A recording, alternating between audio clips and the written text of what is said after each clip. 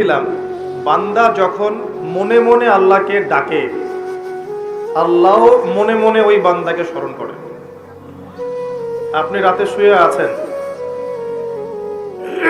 মনের মধ্যে অনেক কথা, হয়তো অনেক দোয়া আছে, চাওয়া পাওয়া আছে, কষ্ট যন্ত্রণা আছে।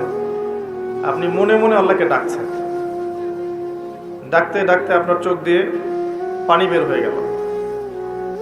আপনি বুঝে নিয়েন ঠিক ওই মুহূর্তে আল্লাহ আপনাকে স্মরণ করেছে এবং আল্লাহ আমাদের খুব কাছে আছে। ওয়াইদা সাআলাকা ইবাদি আন্নী ফাইন্নী করিব। নবী বলে দাও, তোমাকে যখন আমার বান্দারা আমার সম্পর্কে জিজ্ঞেস করে বলে দাও যে আমি খুব কাছে আছি। উজিবু দাওয়াতাদ দাঈ ইযা দাআন। দোয়াকারী যখন আমাকে ডাকে আমি তার দোয়া শুনি। আল্লাহ আমাদের খুব কাছে আছে। কত কাছে? যদি আপনি মনে মনে আল্লাহকে স্মরণ করেন, আল্লাহ মনে মনে আপনাকে স্মরণ করবেন। যদি আপনি একটা সমাবেশের মধ্যে আল্লাহকে স্মরণ করেন, আল্লাহ এর চেয়ে উত্তম সমাবেশে আমাদের কথা স্মরণ করবেন। আল্লাহ পাক এত কাছে আছেন যে প্রত্যেক রাতের শেষ অংশে আল্লাহ পাক প্রথম আকাশে নেমে আসেন। আল্লাহর নেমে আসাটা কেমন সেটা আমরা ব্যাখ্যা করতে পারবো না। এটা ব্যাখ্যা করার জ্ঞান যোগ্যতা কোনোটাই আমাদের নেই। আল্লাহর রহমত নিকটবর্তী হয়, বেশি গরম। আল্লাহ পাকের রহমত নিকটবর্তী হয়। এই সময় আল্লাহ পাক আহ্বান করতে থাকেন বান্দাদের উদ্দেশ্যে, কে আছো আমার কাছে কিছু চাইবে, আমি তোমাকে সেটা প্রদান করব। কে আছো আমার কাছে কিছু দোয়া করবে, আমি তোমার দোয়া শ্রবণ করব। কে আছো আমার কাছে ক্ষমা চাইবে, আমি তোমাকে মাফ করব। প্রত্যেক রাতের শেষ অংশে আল্লাহ রাব্বুল আলামিন এইভাবে আহ্বান করতে থাকেন ফজর পর্যন্ত। আর এই সময়টা দেখবেন আমরা হয় ঘুমে কাটাই, অথবা ফেসবুক, অথবা ইউটিউব, অথবা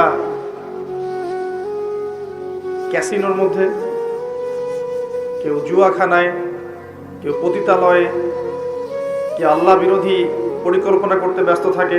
কিন্তু আল্লাহ পাক প্রত্যেক রাতে তার বান্দাদের উদ্দেশ্যে এই আহ্বানটা করে থাকে। আল্লাহ পাক এত কাছে। মানুষ সেই আল্লাহকে ভুলে গেছে যেই আল্লাহ পাক ছাড়া ইবাদত পাওয়ার যোগ্য দ্বিতীয় কোনো ইলাহ নেই। এক সময় যে আল্লাহ ছিলেন আর কিচ্ছু ছিল না, শুধু আল্লাহ ছিলেন, আর কিছুই ছিল না। এই মহাবিশ্বের কিচ্ছু ছিল না। এক সময় শুধু আল্লাহ থাকবেন, এই মহাবিশ্বের কিচ্ছু থাকবে না।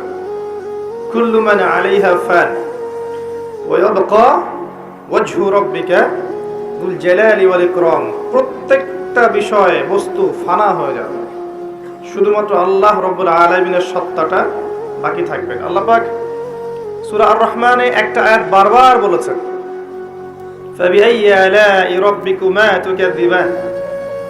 তোমরা দুই জাতি, জিন আর মানুষ, তোমরা আল্লাহর কোন কোন নিয়ামতকে অস্বীকার করবে।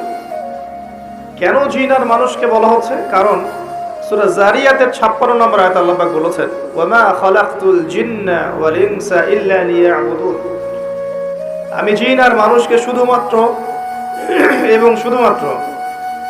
আমার ইবাদত করার জন্য সৃষ্টি করেছি। এই কারণে জিন আর মানুষকে উদ্দেশ্য করে আল্লাহ পাক সূরা আর রহমানে বারবার বলছেন, তোমরা আমার কোন কোন নিয়ামতকে অস্বীকার করবে। আল্লাহ রাব্বুল আলামিন এই সূরার মধ্যে বলেছেন যে আল্লাহ পাক তার সৃষ্টির এই যে কাজ, এতে ব্যস্ত থাকেন, প্রত্যেকটা মুহূর্ত তিনি ব্যস্ত থাকেন। তবে সানাফরুগু লাকুম আইয়ুহাস সাকালান, শীঘ্রই তোমাদের দুই জাতির জন্য আমি ফারেক হচ্ছি, দাঁড়াও। তোমাদের বোঝাপড়ার জন্য শীঘ্রই আমি ফারেক হচ্ছি, থামো। সানাফরুগু লাকুম আইয়ুহাস সাকালান।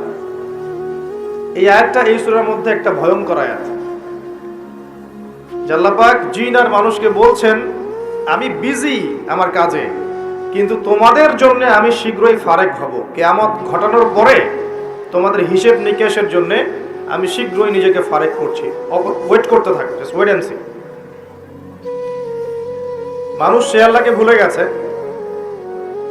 যে আল্লাহ রাব্বুল আলামিন এখন জানেন যে আপনি কতদিন বাঁচবেন, জীবনে কি করবেন, কোন দিন আপনি কোন কোন বেলায় কি কি খাবার খাবেন, কোথায় কোথায় আপনি কি কি পাপ করবেন এবং কোথায় কোথায় আপনি কি কি পুণ্য করবেন। আল্লাহ পাক এখনই জানেন। আল্লাহ পাক জানেন আমাদের মধ্যে এখানে বসে থাকা প্রত্যেকটা মানুষ কে কোথায় কিভাবে মারা যাবে, কার জীবনে কি আছে, কার পরকালে কি আছে। আমাদের এখানকার মানুষদের মধ্যে কে কবরের প্রশ্নের উত্তর দিতে পারবে, কে পারবে না, আল্লাহ এখনই জানেন। আল্লাহ পাক এখনই জানেন, এই মুহূর্তেই জানেন যে আমাদের মধ্যে কয়জন মানুষ এখানকার মধ্যে জান্নাতে যাবে। আর জান্নাতে যাওয়ার কোটি কোটি বছর পরে ওই বান্দারা কি কি নিয়ামত ভোগ করবে, আল্লাহ পাক এখনই রাইট নাও সেটা জানেন। আপনাকে আমি আল্লাহ চিনাচ্ছি। আল্লাহ পাক সেই সত্তা যে আমাদের মধ্যে কে কে জাহান্নামে যাবে বা যাবে কি যাবে না, আল্লাহ পাক এই মুহূর্তে সেটা জানেন। এবং জাহান্নামে যাওয়ার কোটি কোটি বছর পর তাদেরকে কি শাস্তি দেওয়া হবে, আল্লাহ এখনই সেটা জানেন। আল্লাহ পাক জানেন এই পৃথিবীর আগামী ভবিষ্যৎ কি, এই পৃথিবীবাসীর ভবিষ্যৎটা কি, কোথায় যাচ্ছে বিশ্ব, আল্লাহ এই মুহূর্তে জানেন। আল্লাহর জ্ঞানের মধ্যে সবকিছু আছে। শুধু তাই না, পৃথিবীর শুরু থেকে নিয়ে শেষ দিন পর্যন্ত মানব জাতি পৃথিবীর বুকে কি করেছে না করেছে, আল্লাহ পাক প্রত্যেকটা বিষয় লিখে রেখেছেন। ওয়ামা কানা রাব্বুকা নাসিয়া, এবং আপনার রব কিচ্ছু ভুলে যান নাই। পৃথিবীতে কোথায় কে কোন জুলুম করেছে, কে কোথায় জিনা করেছে, কে কোথায় মদ খেয়েছে, কে কোথায় নামাজ পড়ে নাই, কে কোথায় শিরক করেছে, কে কোথায় বেদাত করেছে, কে কোথায় সুদ খেয়েছে, কে কোথায় মানুষকে হত্যা করেছে, কোন জালেম কোথায় কোথায় মাজলুমদের উপর অত্যাচার করেছে, আল্লাহ পাক সব লিখে রেখেছেন। এটা হচ্ছে আমাদের রব। পৃথিবীতে আমরা যখন ছিলাম না, আল্লাহ রাব্বুল আলামিন আমাদেরকে রূহের জগতে রেখেছিলেন, আলমে আরওয়াহ বা রূহের জগতে। সেখানে আমাদের আত্মাগুলো ছিল। এই আত্মাগুলোকে একত্রিত করে আল্লাহ পাক জিজ্ঞাসা করেছিলেন, আলাস্তু বিরব্বিকুম, আমি কি তোমাদের রব নই? সবাই আমরা বলেছিলাম, আমরা যারা আছি এখন, জীবিত মৃত ভবিষ্যতে আসবে, আমরা সবাই এক বাক্যে বলেছিলাম, বালা, অবশ্যই আপনি আমাদের রব। আমাদের মনে পড়ে? মনে পড়ে না। এই কথাটা মনে করিয়ে দেওয়ার জন্যই আল্লাহ পাক প্রত্যেক যুগে যুগে অসংখ্য নবী রাসূল পাঠিয়েছেন, আসমানি কিতাব পাঠিয়েছেন, যাতে করে ওই কথাটা মনে করিয়ে দেওয়া যায়। কথা বুঝতে পারছেন? আলাস্তু বিরব্বিকুম, আমরা বলেছিলাম বালা, অবশ্যই আপনি আমার রব। সেখান থেকে আমাদের এই যে মাটির দেহ, এর মধ্যে রূহ দেয়া হলো। মাটির দেহটা কিন্তু আপনি না, ওই রূহটা হচ্ছেন আপনি।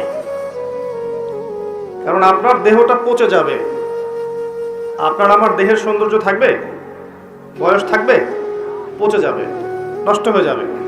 আপনার রূহ এটা কিন্তু মরবে না। ওই রূহের জগৎ থেকে রূহটা পাঠানো হয়েছে মায়ের গর্ভে। মায়ের গর্ভ থেকে এই যে দুনিয়ার জীবনে, দুনিয়ার জীবন থেকে হয় ইল্লিনে যাবে, না হলে সিজ্জিনে। তারপরে আবার রূহটাকে